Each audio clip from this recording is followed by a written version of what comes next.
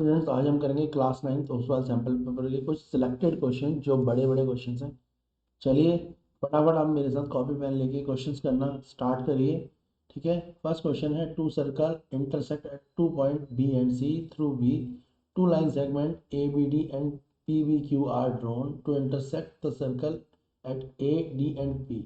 आपको प्रूव करना है angle A C P equal to angle Q C D. देखिए कैसे होता है क्वेश्चन, आप भी कॉपी पेन लीजिए और पूरा ढंग से करिए क्वेश्चन को, क्योंकि क्वेश्चन एग्जाम में पक्का आएगा। Let's start.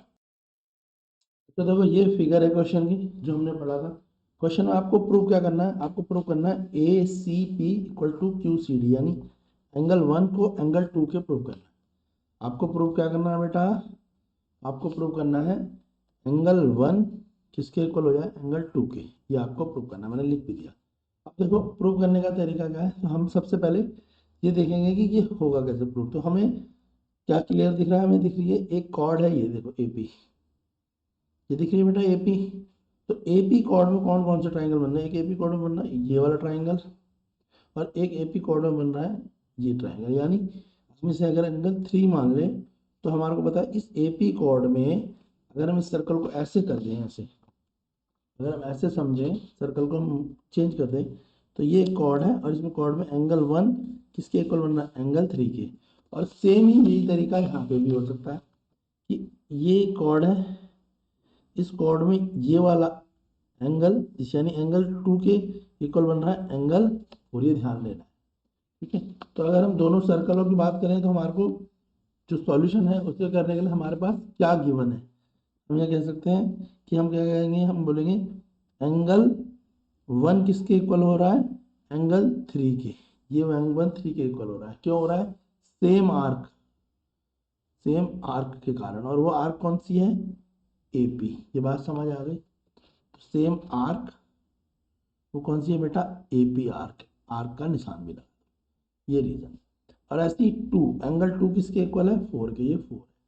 एंगल 2 किसके इक्वल है, ये एंगल 4 के इक्वल है, मैंने सिर्फ 4 लिखा हुआ है। ठीक है, तो मैंने इस बार लिखाया भी था, क्या है 2 4 के और 1 3 के, सेम रीजन है। तो 2 किसके इक्वल है, एंगल 4 के। रीजन यहाँ पे भी सेम आर्क, आर्क जो है इस बार इसकी क्या है, डी क्यू। क्या आर्क है भाई, डी क्यू, ये आर्क का निशान। इतनी बात क्लियर हो गई बेटा। तो ये तो पता लग गया एंगल 1 3 के, एंगल 2 4 के, है ना। ये हमारी फर्स्ट इक्वेशन है, ये हमारी सेकंड इक्वेशन। अब यहाँ पे ध्यान से देखो, हमें एक बात पहले से पता है कि जब भी दो लाइनें आपस में इंटरसेक्ट करती है तो उनके opposite angle, vertical opposite angle क्या होते हैं, इक्वल होते हैं नहीं होते हैं, वर्टिकल अपोजिट एंगल क्या होते हैं, इक्वल। तो ये लाइन तो सीधी नहीं है, पर ये देखो ये एक लाइन क्या है, स्ट्रेट जा रही है, और ये दूसरी लाइन भी स्ट्रेट जा रही है। यानी क्या हो रहा है, ए डी, ठीक है, क्या कर रही है, इंटरसेक्ट कर रही है किससे, पी क्यू से कर रही है। कहाँ पे कर रही है, एट बी पे, पी पे इंटरसेक्ट कर रही है। ये दोनों लाइनें आपस में एक दूसरे को काट रही हैं। तो जो एंगल 4 है ना, ये 3 के इक्वल हो रहा है। तो एंगल 3 किसके इक्वल हो गया, एंगल 4 के। रीजन क्या है, वर्टिकल अपोजिट। ये मेरी थर्ड इक्वेशन आ गई। ठीक है, फर्स्ट इक्वेशन क्या थी, 1 3 के इक्वल है, 2 4 के इक्वल है, वो सेम आर्क से थी। और ठीक है, सेकंड भी यही थी। थर्ड में क्या था, 3 4 के इक्वल है क्योंकि वर्टिकल अपोजिट। तो हम लिखेंगे फ्रॉम फर्स्ट सेकंड और थर्ड। भाई फर्स्ट इक्वेशन में लिखो angle 1 equal to angle 2 angle 3, second में एंगल 2 इक्वल टू एंगल 4, और थर्ड में एंगल 3 इक्वल टू एंगल 4। ठीक है, अब अगर हमने लिख दिया फ्रॉम फर्स्ट सेकंड और थर्ड, तो जो जो इक्वल चीज़ें हैं वो काट दो और नॉन इक्वल चीज़ क्या हो जाएंगी, इक्वल हो जाएगी। तो हमारे को पता था 1 3 के इक्वल है, तो 1 3 हटा दो। हमें पता है 2 4 के इक्वल है ना। तो भाई 1 3 के इक्वल है, 2 4 के इक्वल है, और 3 4 के इक्वल है। तो हमारे को जो प्रूव करना था, मेन क्या प्रूव करना था, मेन प्रूफ क्या करना था, 1 और 2 को इक्वल करना था। तो 1 देखो 1 3 के इक्वल, ठीक है, और 3 4 के इक्वल, और यहाँ पे 2 4 के इक्वल 3। तो इन तीनों को देख के, इन तीनों से हम क्या कह सकते हैं, हम बोल सकते हैं एंगल 1 किसके इक्वल हो जाएगा, एंगल 2 के, और प्रूव हो जाएगा। कैसे प्रूव होगा वापस बता देता हूँ। पहले हम आर्क लगाएंगे और आर्क से बोलेंगे एंगल 1 3 के इक्वल है इस सर्कल में। ऐसे इस वाले सर्कल में 2 4 के इक्वल है। ठीक है, इतनी बात समझ आ गई। ये तो आर्क का रीजन है। उसके बाद हम बोलेंगे 3 4 के इक्वल। रीजन क्या है? Vertical opposite. जब ये आपस में इक्वल है और ये पहले से इक्वल है तो इससे एंगल 1 किसके इक्वल हो जाएगा? एंगल 2 के। तो पहले आप आर्क की प्रॉपर्टी लगाएंगे और फिर वर्टिकल अपोजिट की। इस तरीके से आप इस क्वेश्चन को करेंगे। कोई फिगर दे रखी है जिसमें लिखा है बेटा C and D are the point on the semicircle, describe B A as a diameter, given angle B A D 80 and B D B C 40। Calculate करना है एंगल ए बी डी और B D C. चलिए करते हैं question को। बेटा हमें दिया हुआ है एक सेमी सर्कल। सेमी सर्कल का मतलब पता है ना? सर्कल पूरा होता है और सेमी सर्कल क्या होता है? हाफ सर्कल होता है सेमी सर्कल। और उसमें निकालना है एक्स और वाई, यानी ए बी डी निकालना है और क्या निकालना है? बी डी सी निकालना है, जिसे मैंने एक्स और वाई यहाँ पे पुट कर दिया है।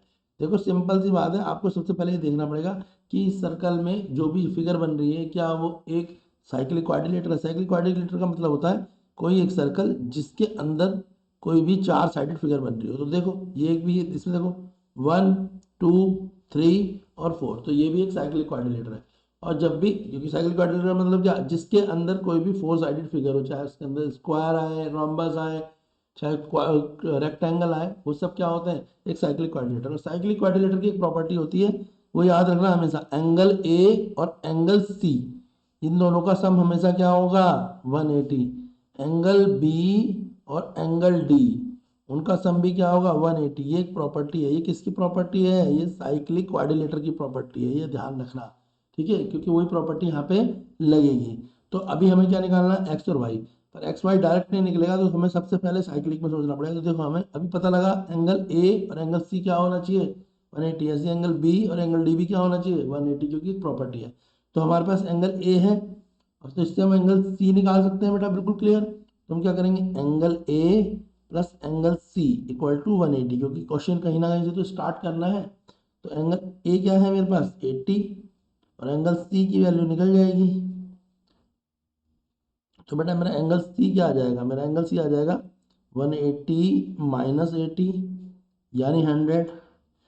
ये बात तो समझ आ गई। और कैसे आया? साइक्लिक क्वाड्रिलेटर की प्रॉपर्टी लगा। क्लियर है इतनी बात? अब मेरे पास एंगल सी आ गया है या नहीं आया, ये बात तो समझ आ गई होगी आपको। ठीक है, अब हम एक ट्राइंगल लेंगे। ट्राइंगल कौन सा लेंगे? ट्राइंगल लेंगे बी सी डी। ठीक है, बी सी डी ट्राइंगल लेंगे, क्योंकि यहाँ पे भी हमारे को एक क्या दिया हुआ है? 40 डिग्री दिया हुआ है, ये भी दिया हुआ है। यहाँ पे एक चीज़ और दी है, वो है 40 डिग्री, फिगर में भी देख लेना।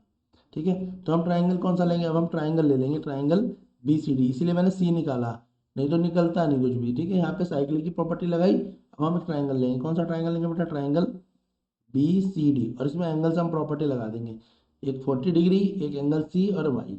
हम क्या करेंगे? एंगल सी हमारा प्लस एंगल वाई प्लस ये वाला क्या है? 40 इक्वल टू 180। ये एंगल सम प्रॉपर्टी। कौन सी प्रॉपर्टी है? ए एस पी, जिसे हम बोलते हैं एंगल सम प्रॉपर्टी। इतनी बात समझ आ गई होगी। अभी बेटा एंगल सी निकाला है अपने, क्या? 100। 100 रख दो, 40 दे रखा है यहाँ पे, 40 रख दो, plus angle y equal to 180। तो एंगल वाई तो बड़े आराम से निकाल लेंगे आप, 180 माइनस 140। तो एंगल वाई क्या आ गया बेटा आपका? 40 डिग्री। कोई दिक्कत आई?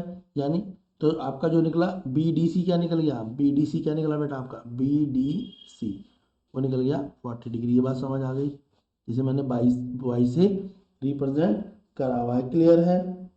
यहाँ तक कोई दिक्कत है? नहीं है। ठीक है, अब हमारे को क्या निकालना है? एक्स। अब देखो एक बात और समझ लो, सर्कल की ही एक प्रॉपर्टी क्या कहती है? कोई भी सर्कल में या सेमी सर्कल, ये वाला एंगल जो डायमीटर पे एंगल बनता है हमेशा 180 होता है। अगर इससे कोई ट्राइंगल जा रहा है, ये 180 है, तो ये कितना होगा बेटा? 90 होगा। ये याद। वैसे भी मैंने तुम्हें पढ़ाई थी सर्कल की प्रॉपर्टी, लास्ट वीडियो में पढ़ाई थी। अगर ये 40 होता है तो कितना होता है? 20 होता है। याद आ रहा होगा कुछ? तो यहाँ पर ये क्या है? ये डायमीटर पे। तो देखो ये डायमीटर पे जा रहा है, और ये क्या एक बन रहा है? एक ट्राइंगल बन रहा है, नहीं बन रहा? ट्राइंगल कौन सा बन रहा है? Triangle A B C. ये क्या बनना है? इन ट्राइंगल, अगर हम ए बी डी की बात करें, ट्राइंगल कौन सा बनना है? ए, देखो ये देखो, बी डी, ए भी पढ़ सकते हो, ए डी बी भी पढ़ सकते हो। In triangle A D B. अगर हम ए डी बी की बात करें तो देखो ये डायमीटर से जा रहा है, तो ये 180 है, तो ये कितना हो जाएगा बेटा? ये 90 हो जाएगा। इतनी बात क्लियर होगी? तो अब फिर वापस से आप प्रॉपर्टी लगा सकते हो। तो हम क्या बोलेंगे? साफ बोल देंगे एंगल बी डी ए क्या हो जाएगा, 90 हो जाएगा। क्यों हो जाएगा, क्योंकि ये 180 है और ये इसका हाफ है, अभी बताया ना, डायमीटर पे जो है उसका हाफ, या सेंटर पे जो बनता है सर्कल पे उसका हाफ, बस वो प्रॉपर्टी लगा दी आपने। तो बी डी ए क्या हो गया, 90। अब लगा लो इन ट्रायंगल ए बी डी में ले लेंगे हम, x plus 90 plus 80 equal to 180। वापस से angle sum property A S P.